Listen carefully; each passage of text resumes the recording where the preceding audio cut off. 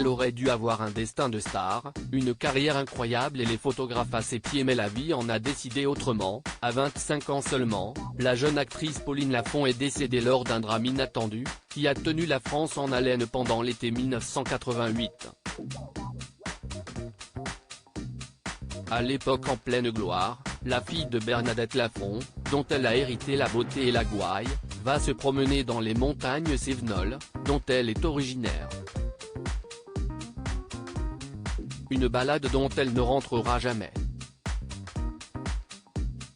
Alerté par son absence, CIST son frère David qui alertera sa famille puis les secours et ira même jusqu'à en parler au président de la République, François Mitterrand, pour que l'enquête ne s'arrête pas.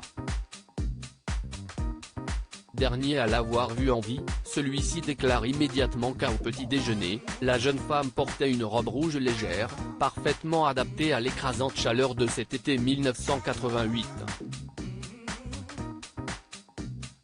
Les recherches s'éternisent, les hypothèses s'emballent mais les réponses arrivent 3 mois plus tard. Par hasard, un berger finit par retrouver la jeune femme dans un ravin, à quelques kilomètres seulement de la maison familiale.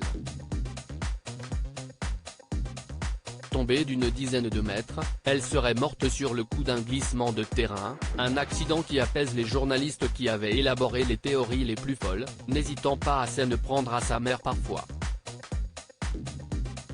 Un jogging bleu qui interroge cependant, une question est restée en suspens, pourquoi la jeune femme a-t-elle été retrouvée vêtue d'un jogging alors que son frère avait toujours déclaré qu'elle était partie en robe? Difficile de le savoir, même si l'on peut supposer qu'en réalité, la jeune femme est remontée se changer pour aller se balader, trouvant sa robe sans doute trop légère pour la montagne. En tout cas, le jogging bleu est un élément important de l'affaire, CIST lui, en partie, qui a servi à reconnaître la jeune femme dont le cadavre était en décomposition. La famille aurait en effet identifié les vêtements, puis une bague importante avant que la dentition ne soit examinée pour assurer que la jeune femme était bien la bonne personne.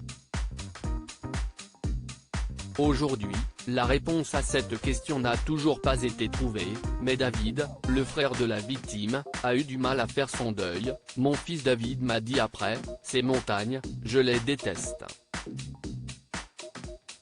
Je lui ai répondu, pas moi. Parce que les montagnes, elles l'ont tué, mais elles l'ont te gardé, avait raconté Bernadette Lafont, un an après le drame.